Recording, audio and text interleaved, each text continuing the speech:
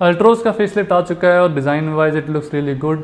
अगर आपको भी ये गाड़ी पसंद आ रही है और अगर आप ख़रीदने का मन बना रहे हो तो ये वीडियो काफ़ी इंपॉर्टेंट होने वाली है। मैंने अल्ट्रोज को करीब 35,000 प्लस किलोमीटर चलाया है और अराउंड 3 ईयर्स उस गाड़ी को मैंने ओन किया है। तो आज हम अल्ट्रोज की सारी रियलिटी के बारे में बात करने वाले हैं और मैं आपको बताने वाला हूँ why do I hate Altroz. तो चलो वीडियो को स्टार्ट करते हैं। रीज़न नंबर 1 है worst engine plus transmission combination. तो अल्ट्रोज का सेगमेंट में सबसे ज़्यादा वीक इंजन है और ट्रांसमिशन भी सब कुछ ज़्यादा अच्छा नहीं है। इसके पास 3 ऑप्शंस हैं इंजन के। एक नेचुरली एस्पिरेटेड पेट्रोल इंजन है 1.2 लीटर का, एक है टर्बो पेट्रोल इंजन और एक आता है डीजल 1.5 लीटर का। जो नेचुरली एस्पिरेटेड इंजन है उसकी पावर काफ़ी ज़्यादा कम है, 86 PS की पावर है और 113 Nm का टॉर्क है।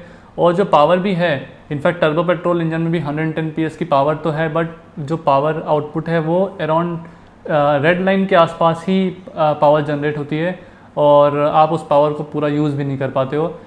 खैर टर्बो पेट्रोल में एटलीस्ट टॉर्क जो 140 Nm का टॉर्क है वो आपको 2000 RPM से करीब 3,500-4,000 RPM तक टॉर्क मेंटेन रहता है, तो वो अच्छी बात है। बट नेचुरली एस्पिरेटेड इंजन में जो 113 Nm का टॉर्क है वो सफिशिएंट फील नहीं होता है जितनी हैवी वेट की ये गाड़ी है। तो मैं यही कहूँगा कि डीज़ल जो इसका इंजन है वो आपको लेना चाहिए और डीज़ल में अराउंड 200 Nm का टॉर्क है जो कि काफ़ी लो एंड पे ही आ जाता है। 1350 RPM से 1400 RPM के बीच में वो टॉर्क गेन कर लेता है और पावर भी अच्छी है, ठीक ठाक है। और पावर ऐसी है जो आप एक्चुअली में यूज़ कर पाओगे कि 4000 RPM पे पावर मैक्स आउट होती है और 5000 RPM पे रेड लाइन है। So still you have got 1000 RPM left to enjoy that power. But ये चीज़ आपको नेचुरली एस्पिरेटेड या फिर टर्बो पेट्रोल इंजन में नहीं मिलेगी। वहाँ पे रेड लाइन है 5500 RPM पे, पावर आउटपुट भी अराउंड 5500 या 5000 RPM पे पीक कर रहा है।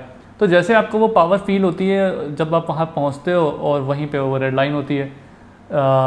तो इंजन वाइज मैं कहूँगा कि अगर आप अल्ट्रोज देख रहे हो तो डीजल पे ही जाओ, टर्बो पेट्रोल या naturally aspirated engines are not enough. Reason number 2 है service issues and frequent visit to service centres. तो मेरे साथ ऐसे कई इंस्टेंसेस हुए थे जब मेरे को सर्विस सेंटर जाना हुआ और कोई प्रॉब्लम थी गाड़ी में, उन्होंने बोला कि ये रिज़ॉल्व हो गई है और जब मैं गाड़ी लेके बाहर निकला तो थोड़े दूर चलाते ही 500 मीटर में सर्विस सेंटर से बाहर गया हूँगा और वो दोबारा से सेम प्रॉब्लम आ रही है।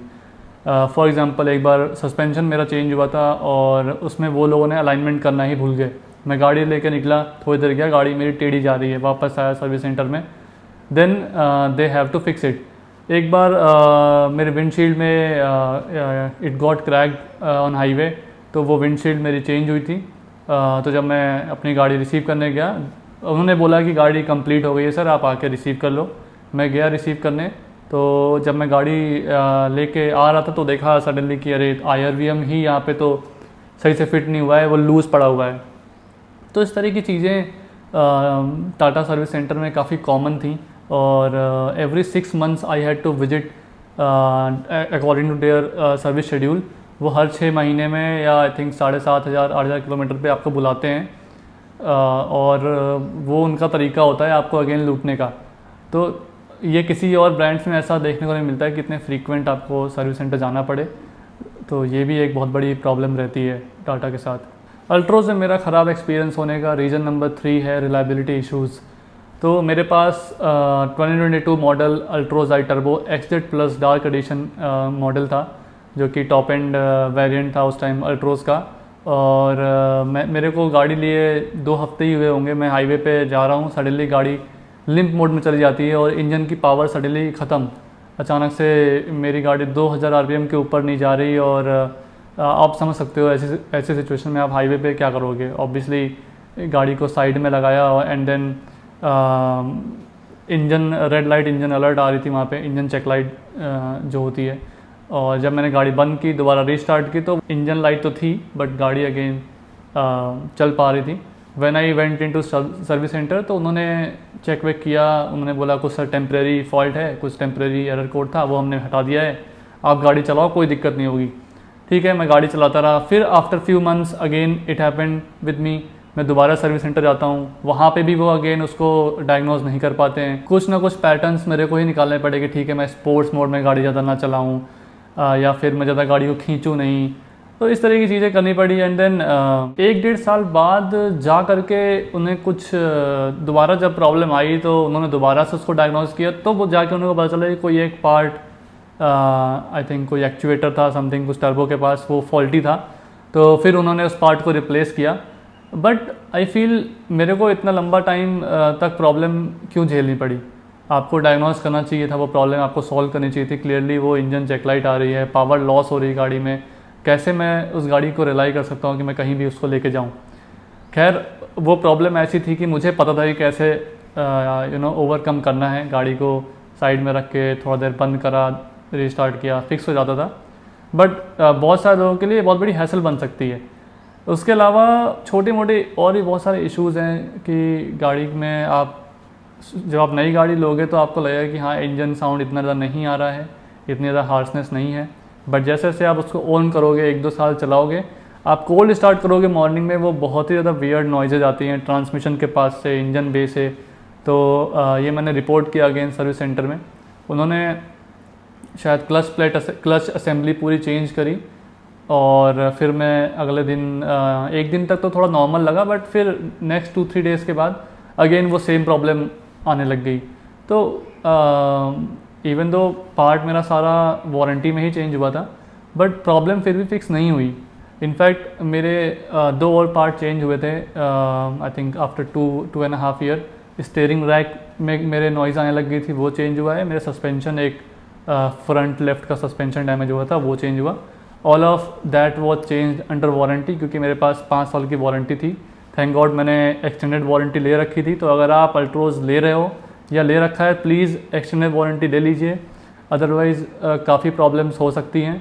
तो ये सारे जो रिलायबिलिटी इश्यूज़ हैं, ये आई डोंट थिंक कि ये फेसलिफ्ट में भी उन्होंने फ़िक्स किए हैं या वो फ़िक्स कर भी सकते हैं, क्योंकि ये एक बेसिक इंजीनियरिंग प्रॉब्लम है जो उनको ग्राउंड अप से सॉल्व करनी पड़ेगी। तो इतनी सारी प्रॉब्लम के बाद भी अल्ट्रोज को मैंने 3 साल तक कैसे रखा। एक्चुअली अल्ट्रोज में सब कुछ इतना बुरा भी नहीं है। There are few things that I really loved about Altroz. इसकी जो स्टीयरिंग है काफ़ी अच्छी है, प्रिसाइज है और अच्छा फीडबैक रोड सरफेस से मिलता है। एट सम पॉइंट कभी कभी वो एक वेक फील देती है और थोड़ा सा इनकन्सिस्टेंट वेट भी आता है, but still I would say कि एक सेगमेंट ऊपर वाली फीलिंग ज़रूर कराती है स्टीयरिंग रिस्पॉन्स इसका जिस तरीके का है, और थोड़ी फ़न टू ड्राइव लगती है गाड़ी। एटलीस्ट स्पोर्ट्स मोड में टर्बो में थोड़ी सी फ़न वाली फील ज़रूर देती थी, क्योंकि इसकी जो हैंडलिंग है वो भी शार्प कॉर्नर्स बहुत ही ज़्यादा कॉन्फिडेंट तरीके से ये कट कर सकती है और हाईवे पे हाई स्पीड में काफ़ी स्टेबल लगती है।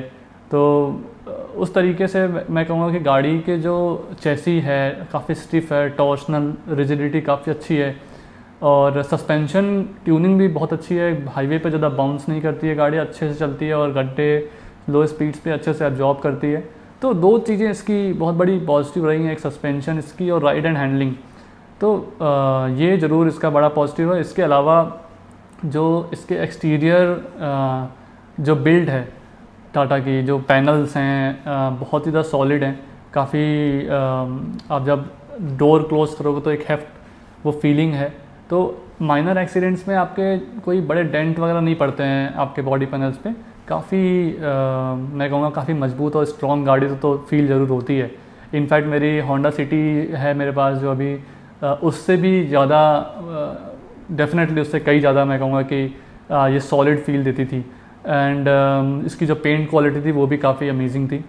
तो अल्ट्रोज में कुछ अच्छाइयाँ भी हैं, बट जो इसकी प्रॉब्लम्स है वो उसको ओवरशैडो ज़रूर कर देती हैं। Altroz feels at home with the diesel engine, तो मैं कहूँगा डीजल इंजन इसको बहुत ज़्यादा सूट करता है। 200 Nm का जो टॉर्क है और जिस तरीके से हैवी गाड़ी है, तो वो तब जाके गाड़ी लाइट फील होती है, अजाइल फील होती है। आप जब चलाओगे ना, आप ज़रूर टेस्ट ड्राइव लेना, डीजल की भी लेना, वो बहुत आपको पेपी लगेगी, फ़न टू ड्राइव लगेगी, क्योंकि वो जो उसके कैरेक्टरिस्टिक्स हैं हैंडलिंग के, स्टेबिलिटी के, उसके लिए वो पावर की डिमांड है, वो टॉर्क की डिमांड है गाड़ी में, जो कि पेट्रोल इंजन से बिल्कुल नहीं है वो चीज़। हाँ, अगर फॉक्सवैगन का 1 लीटर TSI इसमें अगर आ जाता तो मतलब ऑब्वियसली वो ड्रीम है कि इस तरह की गाड़ी में अगर ऐसी एक, तो वो प्रॉपर एक हॉट हैच मैं कहता उसको कि वो बन जाती। But diesel is still fine, diesel is really good. तो आप डीजल ज़रूर ट्राई करिए। एंड अगर आपको वीडियो अच्छी लगी हो तो प्लीज़ सब्सक्राइब करना, वीडियो को शेयर करना and keep driving. Bye bye.